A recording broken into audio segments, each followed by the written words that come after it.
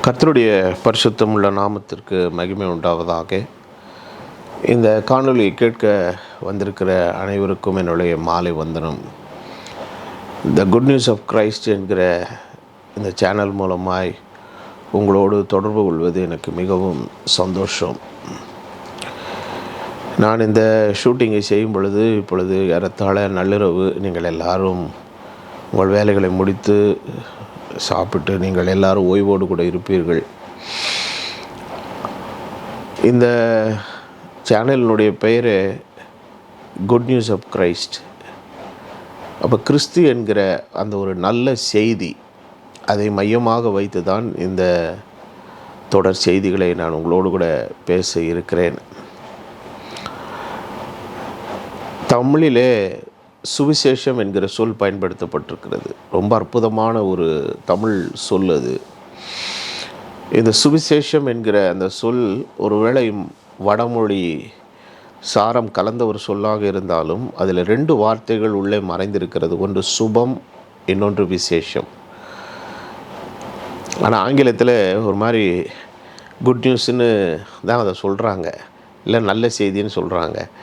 But அந்த தமிழ் மொழியில் இருக்கிற அந்த சொல்லாடலின் சிறப்பு ரொம்ப அற்புதமானது. சுபம் என்றால் மங்களகரமான, சந்தோஷமான. அப்போ கிறிஸ்துவை பற்றிய செய்தி எந்த விதத்தில் ஒரு சந்தோஷமான செய்தினா உண்மையாகவே அது சந்தோஷமான செய்தி தான். எதன் அடிப்படையில் அது சந்தோஷமான செய்தின்னு பார்த்தீங்கன்னா, இது தேவனுக்கும் மனிதனுக்கும் இடையே உள்ள காரியங்களை பற்றி பேசக்கூடிய ஒரு விஷயம். இன்றைக்கு உலகத்தில் அதை பற்றி எல்லாரும் பேசுகிறாங்க. எல்லா இறை நம்பிக்கை, மத நம்பிக்கைகள் எல்லாரும் பேசுகிறாங்க. ஆனால் நான் உங்களிடத்தில் பேச போகிற காரியம், அதனுடைய விடயம் பைபிளிலிருந்து தான் நான் பேச போகிறேன். பைபிள் அதை பற்றி மிகவும் தெளிவாக பேசுகிறது.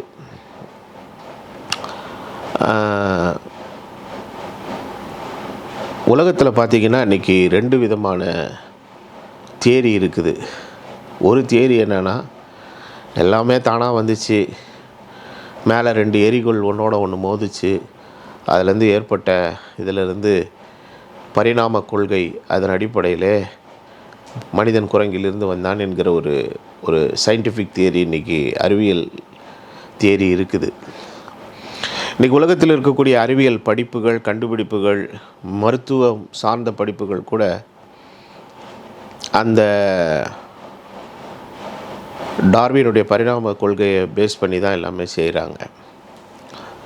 ஆனால் பைபிள் என்ன பேசுகிறது என்று சொன்னால், படைப்பை பற்றி பேசுகிறது. அப்போ நாம் தேவனால் படைக்கப்பட்டவர்கள், நம்மளை படைத்தவர் தேவன். அப்போது பைபிளை நீங்கள் படிக்கும்போது, ஆதியிலே தேவன் மனுஷனை சிருஷ்டித்தார் என்று பைபிள் சொல்லுகிறது. பைபிளில் மல்கியா அப்படின்னு ஒரு புஸ்தகம் இருக்குது. அந்த புஸ்தகத்தில் நீங்கள் போனீங்கன்னா, அவர் ஒருவனை அல்லவா படைத்தார் அப்படின்னு இருக்குது. நம்மை சிருஷ்டித்த ஒரு பிதா இருக்கிறார் என்பதை பைபிள் பேசுகிறது. அப்போ நம்ம எல்லாரும் இந்த உலகத்தில் வந்தது தானாக தோன்றி வந்தவர்கள் அல்ல, குரங்கிலிருந்து வந்தவர்கள் அல்ல, டார்வினுடைய தியரிப்படி பரிணாம கொள்கை உள்ளவர்களும் அல்ல. நாம் தேவனால் படைக்கப்பட்ட சிருஷ்டிகள். அப்போது உலகத்தில் உயிருள்ள விஷயங்கள் எவ்வளோ இருக்குது, நிறையா இருக்குது. மிருகங்கள், பூச்சிகள், தாவரங்கள் எல்லாமே இருக்குது பாருங்கள். பட் அது எல்லாத்துக்கும் கடவுள் இந்த உலகத்தில் வாழக்கூடிய ஒரு ஆயுள் காலம் அப்படின்னு ஒன்று கொடுத்துருக்குறாரு. அந்த ஆயுள் காலம் வாழ்கிற வரைக்கும் அது வாழ செத்து போயிடும். இப்போ உலகத்தில் பார்த்திங்கன்னா, நம்ம வீட்டில் வளர்க்கக்கூடிய ஒரு நல்ல ஒரு பிராணி, ஒரு நாய் செத்து போகுது. என்ன பண்ணுறோம்? அதை நம்ம வச்சு ஒரு கண்ணாடி பெட்டிக்குள்ளே வச்சு விருந்தினர்கள்லாம் அழைச்சி மாலை போட்டு ரைட்ஸ் பண்ணி அந்த மாதிரிலாம் நம்ம செய்கிறதில்ல. ஒரு வேளை சில அந்த மிருகங்களை ரொம்ப பாசமாக வளர்த்துருந்தாங்கன்னா கொஞ்சம் வீட்டில் இருக்கிறவங்களுக்கு அது ரொம்ப கஷ்டமாக இருக்கும். வீட்டு தோட்டத்திலே ஒரு பள்ளத்தை தோண்டி வச்சுட்டு போயிடுவாங்க. ஒரு ஆடோ மாடோ இது மாதிரிலாம் நம்மளுடைய வீட்டில் வளரக்கூடிய பிராணிகள் எல்லாம் மறந்துச்சுன்னா அதை அப்படி பண்ணிடுவோம். ஆனால் மனுஷன் மறைக்கும்போது மாத்திரம் அது ரொம்ப முக்கியத்துவம் வாய்ந்ததாக இருக்குது. என்னடா அவன் குட் நியூஸ்னு சொல்லிட்டு மரணத்தை பற்றி பேசுகிறான்னு நான் நினைக்காதீங்க. நான் சொல்ல போகிறதுல ஒரு முக்கியமான ஒரு விஷயம் இருக்குது. இப்போ ஒரு மனிதன் மரித்த உடனே அவரை பற்றி சுவரொட்டிகள், விளம்பரங்கள் எல்லாமே அந்த இரங்கல் செய்திகள் எல்லாம் பரவுது. அதில் வந்து ஒரு முக்கியமாக ஒரு வாசகம் இருக்குது. என்ன எழுதுவாங்கன்னா, இறைவனடி சேர்ந்தார், இறைவன் பாதம் சேர்ந்தார், கிறிஸ்தவர்கள்லாம் கர்த்தரிடத்தில் சேர்ந்தார், கர்த்தருக்குள் நித்திரை அடைந்தார், இப்படி வாசகங்கள்லாம் போடுவாங்க. இதில் என்ன ஒரு முக்கியமான விஷயம் ஏன் போடுறாங்க அப்படின்னு கேட்டிங்கன்னா, ஏன் இறைவனிடம் சேர்ந்தார் என்று ஏன் எல்லாரும் போடுறாங்க அப்படின்னா, மனுஷன் இறைவனிடத்திலிருந்து வந்தவன். ஃபைனலாக அவனுடைய டெஸ்டினி, அவனுடைய முடிவு எங்கன்னா, அவன் மனுஷன் தெய்வத்தினிடத்தில் போய் ஆகணும்.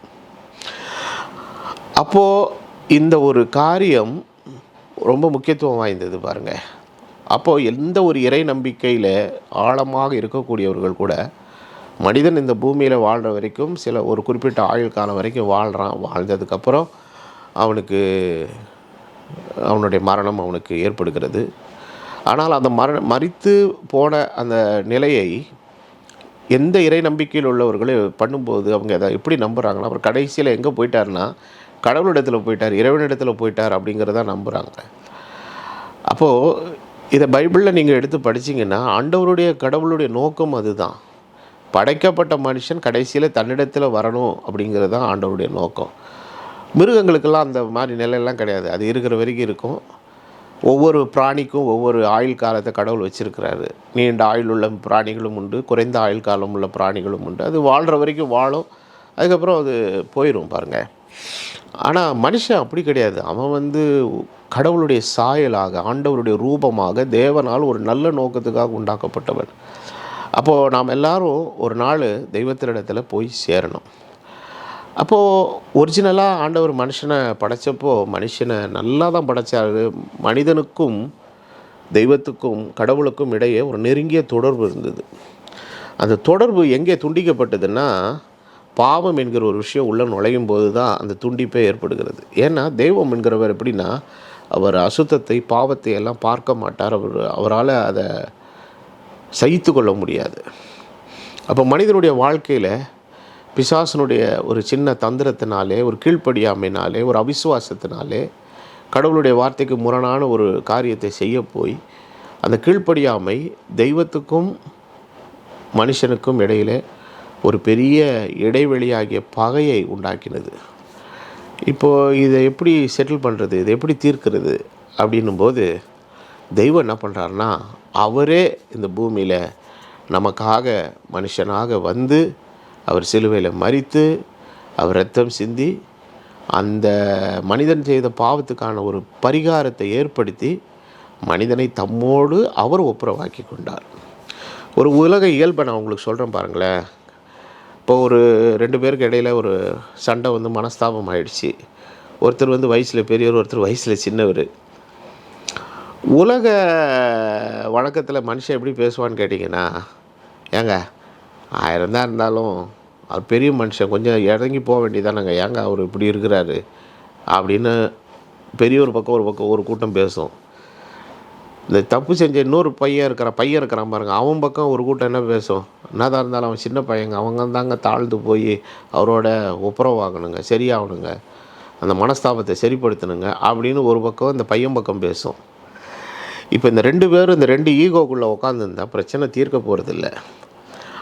ஆக மனிதனுக்கும் தெய்வத்துக்கும் இடையே ஏற்பட்ட அந்த பகை, அந்த இடைவெளி சரி செய்யப்படணும்னா, எல்லாத்துலேயும் தாழ்ந்தவனாக இருக்கிற, சின்னவனாக இருக்கிற மனுஷன்தான் கடவுளிடத்தில் போகணும். ஆனால் போகணுன்ற எண்ணமும் இல்லை, போகிறதுக்கான வழியும் தெரியல. இந்த வழியை உண்டு பண்ண, இந்த காரியத்தை சரிப்படுத்துறதுக்கு தான் அண்டசராஸ்திரங்களை படைத்த தெய்வம், மனிதனை படைத்த தெய்வம், அவனை தம்மோடு சேர்த்து கொள்ள, தம்மோடு ஒப்புரவாக்கி கொள்ள அவரே இயேசு கிறிஸ்துவில் மாம்சத்தில் மனிதனாக வெளிப்பட்டார். அப்போ இயேசு இந்த பூமியில் வந்ததனுடைய நோக்கத்தின் பிரதானமான ஒரு காரியம் என்னென்னா, எப்படியாகிலும் மனிதனை தம்மோடு கூட ஒப்புரவாக்கி கொள்ள அவர் வந்தார். இதுதான் அவர் வந்ததனுடைய நோக்கத்தில் இருக்கிற ஒரு பெரிய நல்ல செய்தி. ஆகவே அவரை அறிந்து கொள்ளும் பொழுது நம் தெய்வத்தோடு இணைகிற ஒரு பாக்கியத்தை நம்ம பெற்றுக்கொள்கிறோம். ஆண்டவராக இயேசு சொன்ன ஒரு வாக்கியத்தை நான் சொல்லி நிறைவு பண்ணுறேன். அவர் சொன்னார், நானே வழியும் சத்தியமும் ஜீவனுமாயிருக்கிறேன், என்னை அல்லாமல் ஒருவனும் பிதாவினிடத்தில் வரான். ஆகவே நமக்காக இந்த பூமியில் வந்து நாம் செய்த குற்றத்துக்காக அவர் சிலுவைக்கு சென்று ஒரு பிராயச்சித்தத்தை ஏற்படுத்தி நம்மை தம்மோடு கூட ஒப்புரவாக்கி கொள்ளுகிறதற்கான நல்ல காரியத்தை செய்ததினாலே கிறிஸ்துவின் செய்தி என்றைக்குமே நல்ல செய்தி தான். ஒரு நாள் நாம் எல்லாரும் தெய்வத்தினிடத்தில் போய் சேர வேண்டும்.